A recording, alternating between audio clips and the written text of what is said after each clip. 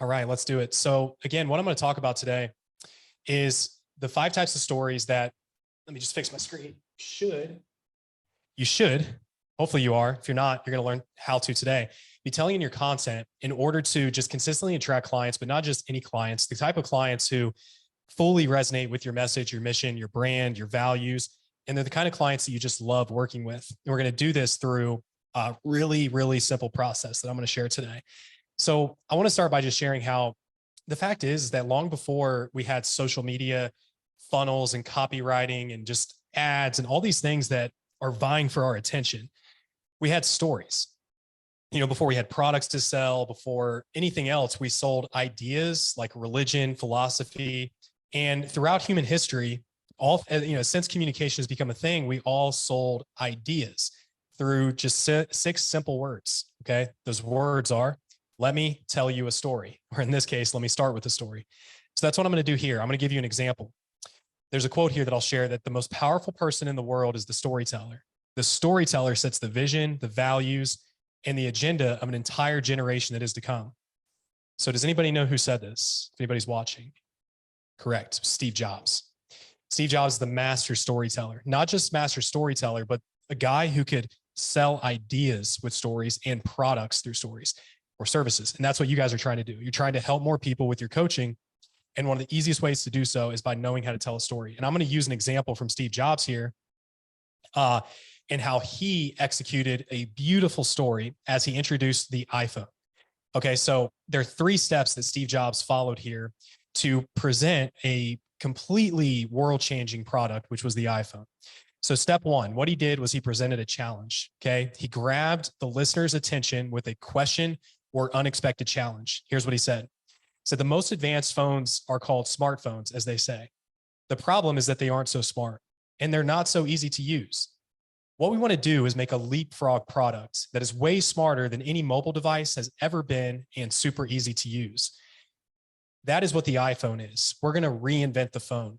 Now we're going to start with a revolutionary user interface. Why do we need a revolutionary user interface? So what he did here was he started with an unexpected challenge and a powerful question. Okay. That's part 1. Part 2, the struggle. Okay. So with the struggle, what you want to do is give listeners an emotional experience. All right. By explaining some sort of a struggle, conflict, a challenge that leads to you or the hero in the story conquering the challenge. Here's how he did that. He said, Nokia, he went on to explain all the current competitors in the space, Nokia, BlackBerry, he listed them all off. And he said the usual suspects. What's powerful about that is he used language that created his competitors as an adversary or a villain or a suspect, right? And he went on to say, well, what's wrong with their user interfaces? Well, the problem with them is it's really sort of the bottom 40 characters that are there. It's this stuff right here. And he shows, the keyboard. They all have these keyboards that are there, whether you use them or need them or not. And they all have these control buttons that are fixed in plastic and are the same for every application. It's a problem. So how do we solve this problem? What he did there was he asked a question that makes you feel as if you're part of a murder mystery, right? And he went on to explain and finish with this, the solution in CTA. He galvanized his audience with a strong call to action and closed the loop on the question. He said, we don't want to carry around a mouse, right? So what are we going to do? Oh, a stylus, right? We're going to use a stylus. No. Who wants a stylus? You can get them, put them away, and you lose them. Yuck. Nobody wants a stylus. So let's not use a stylus. We're going to use the best pointing device in the world. We're going to use a pointing device that we're all born with. We're born with 10 of them. We're going to use our fingers. And we've invented a new technology called multi-touch, which is phenomenal. It works like magic. You don't need a stylus. It's far more accurate than any touch display that's ever been shipped, and it's super smart. You can use multi-finger gestures on it, and boy, have we patented it. So what Steve Jobs did here is in 4 minutes, he told a product story that bridged from what is currently to what could be and established a new way by defeating a villain, which is the old way. So what does this mean for you if you're an online coach, right? It means that you need to learn how to tell your product story, which I'll explain to you how, that establishes the old way of doing things, right? Maybe that's meal plans and skinny teas and fast results, right? things that you hate and that you don't like to see in the industry, and how your new way is going to revolutionize it. It's going to solve their problem.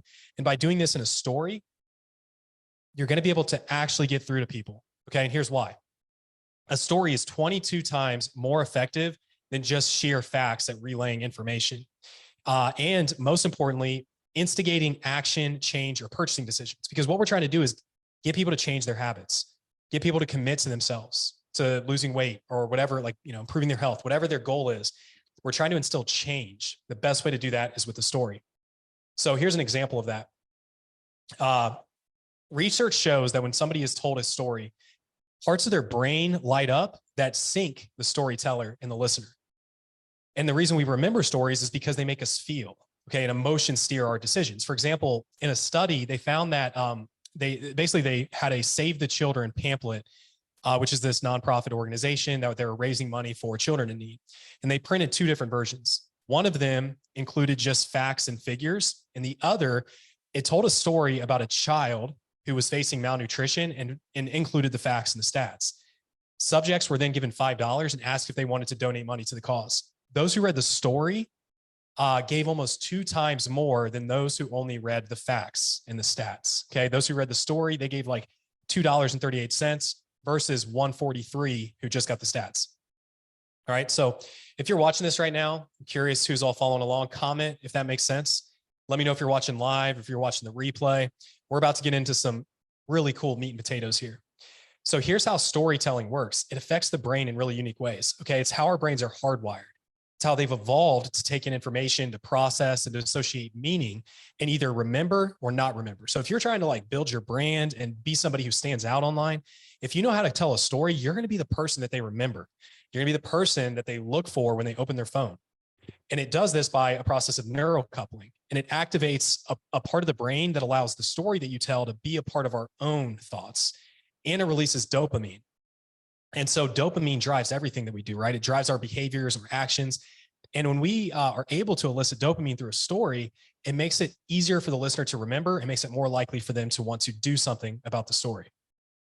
So how do we do this, right? You understand now why it's important. How do we actually apply this? I don't want to just give you guys a bunch of useless information unless you know how to walk away from this today and know how to actually put this in action. And for those listening, I'm going to offer up a whole list of examples and templates for you to use that you can just plug and play to be able to plug in your own story. But I'm going to break down now the 3 steps that I covered in Steve Jobs' speech, so you know exactly how to structure your own content into this framework. So here are 3 steps to structuring a client-magnetizing story. Number 1, grab attention. Okay. We're going to do that through logos, which is like the logical part of the story. Okay. We're going to grab attention through something logical. Then we're going to grab emotion, which is pathos. Okay. We're going to appeal to emotion. Then we're going to galvanize and create a call to action because we've established authority through this process. It's because the audience now trusts us and they're going to be like, cool, tell me what to do because I trust you now. And here's how we'll do that. Step 1, grab the listener's attention with a question or unexpected challenge. What that means is maybe it's a fact or an event in the hero's life, right? It could be like, it's stating something that the audience now knows what's in it for me. A lot of times this will generate some level of curiosity, excitement, kind of a cliffhanger, right? And I'll give you some examples. Step 2, you want to lead into an emotional experience by explaining some sort of a struggle or a conflict. So it's like, people won't care unless there's some kind of conflict or challenge, right? Imagine watching a movie where just everything is perfect and nothing goes wrong and there's no suspense, right? Nobody wants that. So an easy way to do this is to identify a villain, either a person or an idea or something you hate, a competing product, method, or philosophy. So think about like all the suspicions that your prospects have, right? Is it like fads, like fad diets? Is it trainers taking their money and they're not getting results? Gimmicks? Is it judgment from their friends and family? You want to kind of confirm these suspicions and make them real, okay? Or who are their enemies? Who are your clients at odds with, right? That they're fighting with. Maybe it's like Karen at work who talks shit because they are on a diet, right? And they make fun of them for bringing in their food for lunch, right? Or maybe it's the last 5 pounds that they want to lose, but they can't. Or maybe it's not having enough time to dedicate to themselves, or decision fatigue, or over information. So you want to throw stones at these people and create enemies in these stories, okay? Lastly, we just need to galvanize with like a strong call to action or close some sort of a loop with the open question. It's like the hero in the story learns a powerful lesson, which leads to a better life. And people need to feel kind of inspired after this. So when you're thinking about this, like what's the emotion you want to lead them into? Think of it in terms of these 6 E's that I'll share. Okay. We want to evoke some kind of an emotion. Maybe it's excitement. Perhaps it's just to educate, to provide some kind of an epiphany or new way of thinking. Or maybe it's to embolden and inspire. Or maybe it's to like engross, right? To give information through humor or just being a really great story that's really interesting and entertaining. Maybe you want to empower them, right? To make them feel as if they can do anything or just entertain. Maybe sometimes a story is just there to be like, wow, that was a crazy story. Thanks for sharing that, right? So now we understand the framework. How do we actually organize our content? Like, how do we think of stories to tell? That's usually the biggest struggle, right? Like, what kind of stories do I tell? Well, I want you to think about your personal journey and like where you are today and try to imagine your life as an album, right? So for those who maybe aren't old like me, there used to be these things called albums that used to have tracks, right? There used to be like 12 to 20 tracks on an album. So think of it like that, or a book with chapters. So each track is like a moment of impact, meaning it's a defining moment where you faced a challenge and it taught you some sort of a lesson. Okay, maybe you didn't see that lesson at the time, but as you think back on your life, it's like, wow, that was actually a really impactful lesson that I learned. Whether it's a sad moment or a funny or outrageous event, whatever it is, as long as it's got some element of being able to capture attention and to tell the story, you should add that as a track. Another way to do this is just to journal. Okay, that's how you can think back on your life. Okay, like past events, but also if you journal most nights, like every night, sit down and just write out what happened that day. You'll start to be able to think of the lessons you learned on little micro events in your life that you can tell. And you'll be able to create these little analogies to draw towards your offer in some way, right? Many examples of this that I'll share here in a moment. But here are the types of stories that you can tell now, okay? Like now that you know where to find some of your content, like I want you to create one story for each of these categories to use in your content, okay? And I can guarantee this will ruthlessly appeal to your audience. So the first thing is an origin story. An origin story basically just means, why do you exist? Why does your business exist? Why does your mission exist? What's your why? We've all heard that, right? I'll tell this story that I told recently that generated over 50 DMs and led to, I think, 4 or 5 clients from this. And it, didn't really have anything to do with what we do. It was just a great story. So I explained that 2 brothers are sitting on a team bus after their high school football game when a single moment changed the trajectory of their lives. The bus is positioned in a parking lot at a popular local restaurant. And these 2 brothers are the only ones not inside enjoying dinner because their parents live paycheck to paycheck. Instead, they enjoy the bologna sandwiches that their mom made them that morning.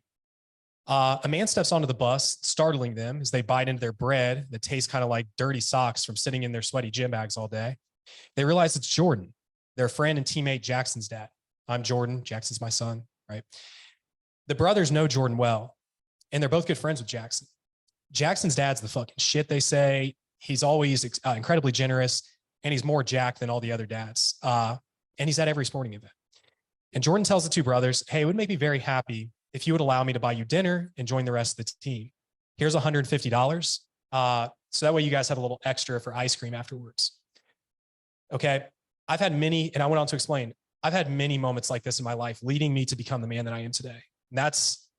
And as I think about my why do I work so hard? Why do I take so many risks? Why do I want to earn lots of money when I'm actually perfectly content on living on a moderate income? The answer is simple. I want to be able to provide not only for my family, but for less fortunate kids. And I look forward to the day when I'm old and I'm withered and a man approaches me to tell me how a single act such as this changed the trajectory of his or her life. What's your why? So again, I closed this loop. It was I evoked, that sort of like, oh, that was nice emotion, right? And man, this got so much engagement. People were DMing me. And this is kind of like my ethos or my origin story, okay? So hopefully that makes sense, that resonates. So let's talk about the next one. The next one is a product story. What this means, it's the type of story you tell around how you came up with your products, right? Your method for coaching, how you actually coach clients. And you want to position it as like old way versus new way, and even throwing stones at the enemy. All right. let's see, I think I have an example here that I can share. Yeah, here's one that Aaron wrote that I thought was really good. And this one generated a ton of business too. The one that actually generated 17K in sales, I'll let you guys read that on your own, and I'll just link it at the end of this. But Aaron said, weight loss coaches are going to hate me for saying this. Again, in bold, like loud statement. But here it goes. Cardio is not necessary for weight loss. You're being told that because most coaches don't know what they're doing. I said it. It's done. It's true. Listen, weight loss is all about nutrition. You do not need 2 hours on the treadmill 4 times a week. You don't need to eat 1,200 calories. You know, she went on to explain like how to actually give your body what you need, yada, yada, and then presents the solution. Now, a lot of people would look at this as not like a story, but it is. It follows a narrative. Okay, shocking and bold statement. Like old way versus new way, right? This is told in story format because it's not just listing facts, it's creating narrative around it, right? So now that we have the product story, and again, I'll link some more examples in here. Actually, I'll just show you the post that did 17,000 in sales. Fuck it. So I went on to explain, I train 3 to 4 days a week and I never track my food and I eat more or less whatever I want. This isn't unusual and I'm not special. Sure, I have favorable genetics. However, there's a more significant factor at play and it's something to consider in your own journey, compound interest. And I went on to explain an analogy around thinking of your body like an investment account and how if you invest $1,000 in an interest yielding account of 5%, you just left it there, you'll have, $4,000 at the end of a year or whatever. And kind of, drawing an analogy around investing. And then I went on to kind of tell a story, right? Let's say that I've trained an average of 4 days a week across 17 years. That would be 3,500 times. That's 17 years of deposits. And then I go on to explain the payoff. Hey, the longer you're consistent and the more that you can live off the returns, right? And then I went on to explain a call to action. Hey, my team and I at T4E Systems, we're looking for 5 guys who want to lose 5 to 25 pounds of fat, gain strength, and maximize their energy, all without having to give up beers with the boys or restricting to a soul-sucking chicken and rice diet. We'll teach you how to XYZ DME fitness interest. And this thing crushed, right? But I followed kind of the Steve Jobs example, shocking and bold statement, sharing a challenge, right? A challenge and then an epiphany, all right? Cool. Let's move on to the next one. Value story, okay? Value story are a story. It's a story that you tell where you get to insert your values and your beliefs. What do you stand for? Right? Maybe it's a story that I tell about Aaron and I getting into an argument because I bought another gun or something, right? So people who read that, who are also gun enthusiasts, are going to see my values in that. Or I told a story about how I met Aaron and how she was doing keto at the time and how she wouldn't like respond to my DMs, but I was like kind of trying keto as well. And then I explained like, fuck keto. And I had all these little narratives around keto as like the wrong way versus the right way. And it was all about a story on how I met Aaron. And that crushed as well. So I'll share that as an example after this presentation. So the next one is a vulnerable story. This is something where you're driving an emotional connection by sharing something that you would not normally share with the world. Okay. So I told a story on our podcast recently that I was really vulnerable about insomnia spell that I went through recently and how I kind of failed in our business in many ways. And I was a shitty leader and all this stuff. But it humanizes you in a way that allows your audience to relate, therefore connect. And so if you think about your moments of impact stories or your life as a track, you're going to come across some stories where you're probably going to think, man, there's no way I could share that. Honestly, that's exactly what you should do.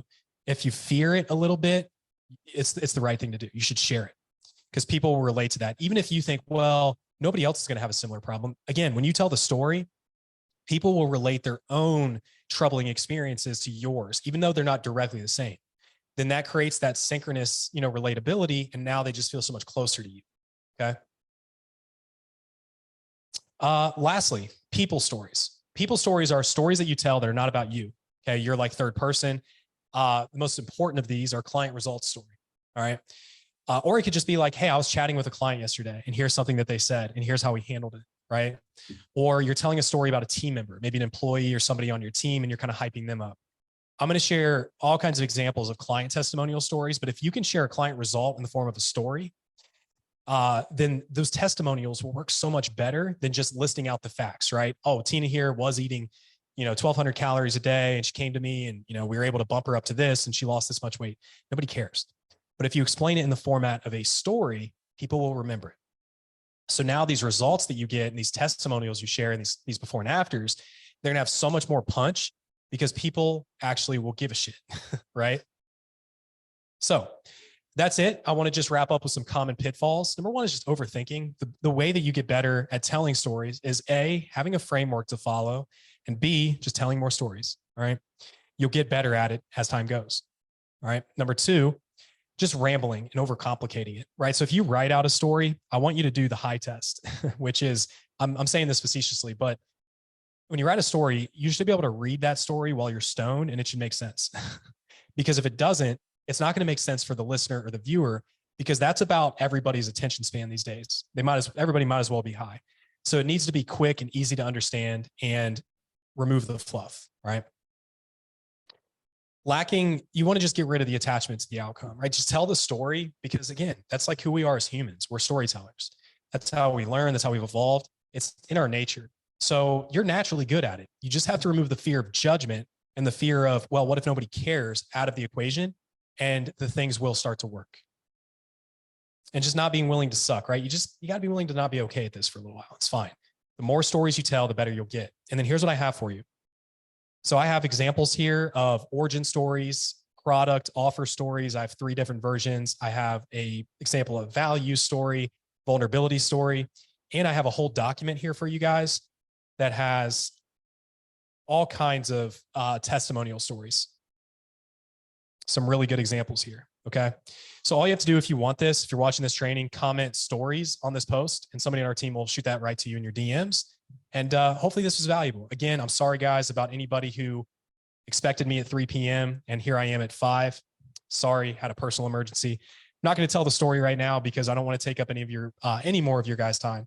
But hopefully you guys found this valuable. And for those listening on the podcast, hopefully see you on the next one. See you guys.